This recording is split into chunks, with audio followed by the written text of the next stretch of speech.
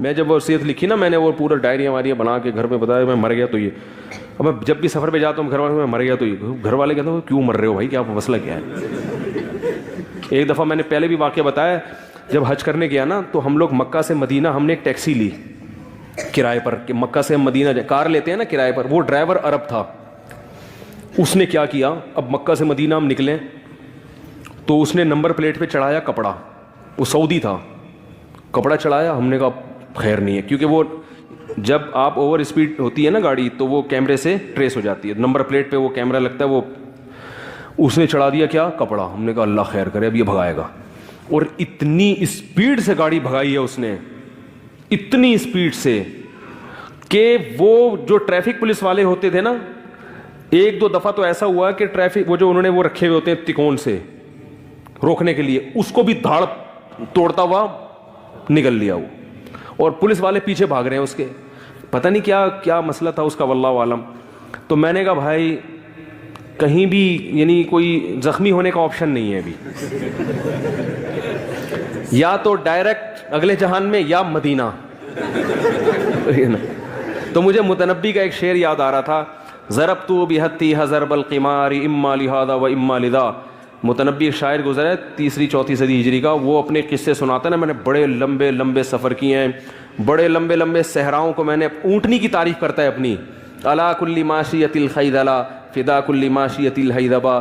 کہہ رہا ہے وہ جوان خوبصورت عورتیں میری اونٹنی پہ قربان. لوگ عورتوں کی تعریفیں کرتے ہیں نا شاعری میں, کہہ رہے ہیں میری جو اونٹنیاں ہیں انہوں نے مجھے بڑے بڑے صحرا کیا کیے ہیں, پار کروائے ہیں, جنگوں میں میرا ساتھ دیا ہے. تو اپنی اونٹنیوں کی تعریف کرتے ہوئے کہتا ہے کہ میں نے اس اونٹنی پہ بیٹھ کے جوئے کھیلے ہیں. کیسے کہ میں نے بڑے بڑے لمبے صحرا عراق جاتے ہوئے وہ میں نے عبور کیے ہیں.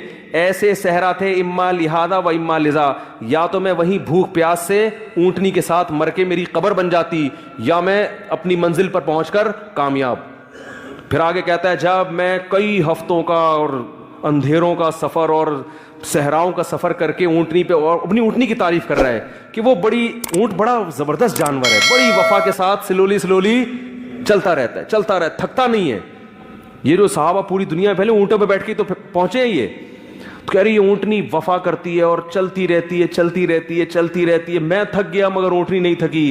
ایک وقت آیا میں نے فقلنا لها اين ارض العراق فقالت ونحن بتربانها. میں نے پھر اونٹنی سے پوچھا کہ بتا عراق کی سرزمین کتنی دور رہ گئی ہے, تو وہ مڑ کے کہتی ہے ونحن بتربانها, بس عراق کی مٹی میرے پاؤں سے لگ رہی ہے, پہنچنے والے ہیں عراق. تو وہ جو اس نے شاعری کی ہے نا, ضربت بحتیھا ضرب القمار اما لہذا و اما لذا, کہ میں نے جوئے کھیلے اس اونٹنی پہ بیٹھ کے. جوئے کا مطلب لمبے سفر کیے کہ یا تو موت یا کامیابی.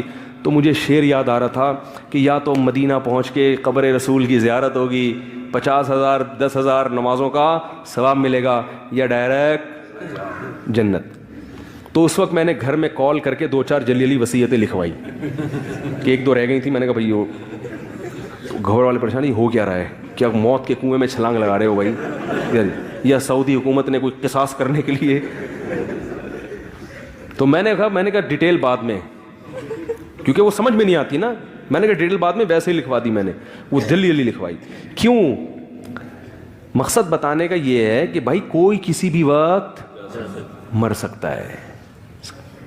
تیز رفتار گاڑی میں تو ویسے ہی چانس زیادہ ہے. آج ہمارے ایک رشتے دار بائی روڈ آئے پنجاب سے. میں نے کہا آپ بائی روڈ کیوں, بائی ایئر کیوں نہیں آئے؟ کہہ رہے ہیں یار جہاز میں نا آپشن نہیں ہے.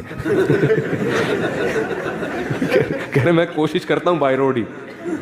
وہ کہہ رہے ہیں یار روڈ میں ٹکر لگے گی, کلابازیاں کھائیں گے, تھوڑا سا ادھر سے یوں پکڑیں گے جا کے, ادھر سے کھڑکی پکڑیں گے, تھوڑا سا باہر نکلیں گے, ایک آدھ ٹانگ ٹوٹنے چلی جائے گی, بہت کم چانس ہوتا ہے کہ بالکل ہی مر جائیں.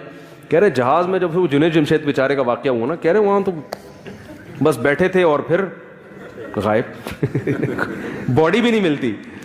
تو ہر شخص نے مرنا ہے اور کچھ پتہ نہیں کون کس ٹائم مارکیٹ سے شارٹ ہو جائے.